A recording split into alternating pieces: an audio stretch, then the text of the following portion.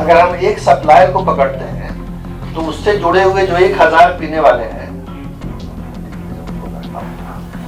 उनकी सप्लाई बंद हो जाती है।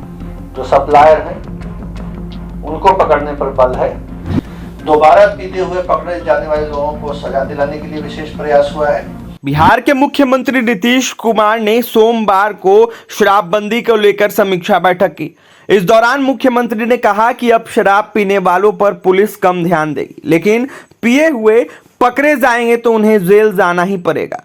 तो वहीं बता दें आपको कि सीएम ने अधिकारियों को शराबबंदी को लेकर सख्ती से लागू करने की आपूर्ति मांगों पर नकेल कसने का निर्देश दिया। सीएम ने कहा कि पुलिस का ज्यादा फोकस अब शराब व्यवसायियों पर रहेगा। नीतीश कुमार ने अधिकारियों से अन्य राज्यों से शराब की तस्करी में शामिल सभी लोगों की गिरफ्तारी सुनिश्चित करने को कहा। तो वहीं बता दें आपको कि उन्होंने कहा कि शराब सप्लाई पर पुलिस विशेष रूप से ध्यान देते हुए उन्हें पकड़ने से जेल भेजने और सजा दिलाने का काम करेगी। तो वहीं बता दें आपको कि आमिर सुबहानी जो कि मुख्य सचिव है बिहार के, उन्होंने तमाम बातें कही जिस तरीके से बिहार के मुख्यमंत्री नीतीश कुमार ने निर्देश दिया। क्या कुछ कह रहे हैं आमिर सुबहानी जो कि बिहार के मुख्य सचिव हैं, वो सुने आप लोग। यहाँ आने के लिए आप सबको धन्यवाद।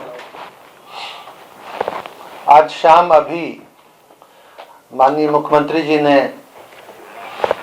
शराबबंदी से जुड़े हुए मामलों पर बहुत विस्तार से समीक्षा की है। समीक्षा बैठक में मुख्य सचिव, पुलिस महानिदेशक, अपर मुख्य सचिव मद्य निषेध, उत्पाद एवं निबंधन विभाग,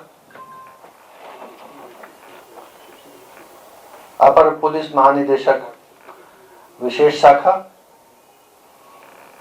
और पुलिस महानिरीक्षक मद्य निषेध तथा उत्पाद आयुक्त भी उपस्थित थे।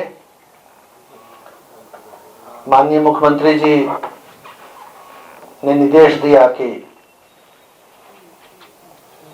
नाजायज शराब की आपूर्ति और बिक्री के खिलाफ चल रहे अभियान को और भी सघन बनाया जाए, उसमें तेजी लाई जाए और जो शराब सप्लाई करने वाले हैं, चाहे राज्य से बाहर के हों या राज्य के अंदर के हों, या जो उसका भंडारण करते हैं या जो बिक्री करते हैं, उनको ही पकड़ा जाए। पीने वालों को पकड़ने की अपेक्षा जो सप्लायर हैं उनको पकड़ने पर बल है। उनके खिलाफ कार्रवाई और न केवल पकड़ना बल्कि उनको कोर्ट से सजा दिलाना, ये उसमें शामिल है। माननीय मुख्यमंत्री जी का ये निर्देश हुआ है। पुलिस पक्ष के द्वारा अलग से कार्रवाई की जाती है। पुलिस और उत्पाद विभाग के बीच में समन्वय रहता है। तो इसलिए जो कुल उपलब्धि है शराबबंदी की, वो उत्पाद की जो उपलब्धि है और जो पुलिस की है उसको मिला करके है, टोटल करके है।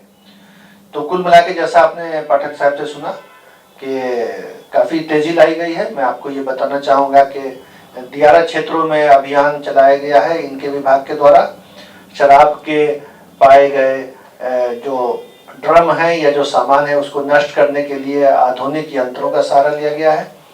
दोबारा पीते हुए पकड़े जाने वाले लोगों को सजा दिलाने के लिए विशेष प्रयास हुआ है और कई तरह से सूचना का संकलन हो रहा है। ये तो इनके विभाग की बात थी।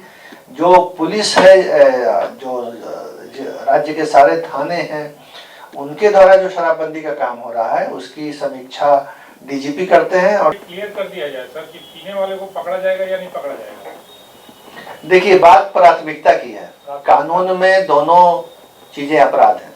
अगर हम एक सप्लायर को पकड़ते हैं तो उससे जुड़े हुए जो 1000 पीने वाले हैं उनकी सप्लाई बंद हो जाती है। तो सप्लाई लाइन को कट ऑफ करना, काट देना, ये अच्छा है ना। हम पीने वालों के पीछे दौड़े, अब कोई अगर पिया हुआ पकड़ा ही जाएगा तो उसको छोड़ा नहीं जाएगा, कानून में माफी नहीं है। लेकिन प्राथमिकता, हाँ, सप्लाई लाइन ही बंद होगी तो लोग पिएंगे ही नहीं, पीने वालों की संख्या में कमी आएगी, इसलिए प्राथमिकता उसी की है। Is there any plan to reduce the penal amount of the repeat offenders or anything like that? देखिए, कुछ सूटेबल रिलैक्सेशंस किए गए थे। अमेंडमेंट जो पिछला हुआ था उस अमेंडमेंट के बाद बिल्कुल फोकस है कि फर्स्ट ऑफेंडर को कम सजा है, रिपीट ऑफेंडर को जाते, सप्लायर वगैरह को, इलीगल सेल करने वाले को जाते हैं। अभी इसमें कोई चेंज या डाइल्यूशन करने का प्रपोजल नहीं है। अभी वर्तमान प्रावधान है ये सेटिस्फैक्ट्री है और इनको उसी तरह लागू किया जाएगा जैसा अभी कानून है। क्लियर कर दिया जाए सर कि पीने वाले को पकड़ा जाएगा या नहीं पकड़ा जाएगा। देखिए, बात प्राथमिकता की है। कानून में दोनों चीजें अपराध हैं। अगर हम एक सप्लायर को पकड़ते हैं तो उससे जुड़े हुए जो 1000 पीने वाले हैं उनकी सप्लाई बंद हो जाती है। तो सप्लाई लाइन को कट ऑफ करना, काट देना, ये अच्छा है ना। हम पीने वालों के पीछे दौड़े, अब कोई अगर पिया हुआ पकड़ा ही जाएगा तो उसको छोड़ा नहीं जाएगा, कानून में माफी नहीं है। लेकिन प्राथमिकता, प्रायोरिटी, हाँ, सप्लाई लाइन ही बंद होगी तो लोग पिएंगे ही नहीं, पीने वालों की संख्या में कमी आएगी, इसलिए प्राथमिकता उसी की है। Is there any plan to reduce the penal amount of the repeat offenders or anything like that? देखिए, कुछ सूटेबल रिलैक्सेशंस किए गए थे, अमेंडमेंट जो पिछला हुआ था सर, उस अमेंडमेंट के बाद बिल्कुल फोकस है कि फर्स्ट ऑफेंडर को कम सजा है, रिपीट ऑफेंडर को जाते, सप्लायर वगैरह को, इलीगल सेल करने वाले को जाते हैं। अभी इसमें कोई चेंज या डाइल्यूशन करने का प्रपोजल नहीं है। अभी वर्तमान प्रावधान है ये सेटिस्फैक्ट्री है और इनको उसी तरह लागू किया जाएगा जैसा अभी कानून है। बट ये हम ये संदेश नहीं देना चाहते हैं कि लोग पी करके आराम से घूमे, हम नहीं पकड़ेंगे। तो हम लोग क्लियर किए सर। अच्छा किए, क्लियर कर दिए। लेकिन इस बात की कभी कभी आलोचना होती थी, आलोचना ये इस बात की कभी कभी आलोचना होती थी कि पुलिस या उत्पाद विभाग केवल पीने वालों को पकड़ते हैं। तो उसी का जवाब दिया गया कि हमारा फोकस और प्रायोरिटी उधर है। लेकिन अगर नेट में कोई आ गया, कानून के पकड़ में कोई आ गया पीने वाला, तो अपराध तो बहरहाल अपराध है। एएलटीएफ को दोबारा गाड़ियां दे दी गई हैं, उनका था विभाग से गाड़ियां दे दी गई, अब गाड़ियां चल रही हैं। कोर्ट से जुर्माना लेकर के छोड़ने का काम हो रहा है। इसलिए उद्देश्य जो एक्ट का है वो अगर एग्जीक्यूटिव मजिस्ट्रेट से नहीं हो रहा है तो जुडिशियल मजिस्ट्रेट से हो रहा है।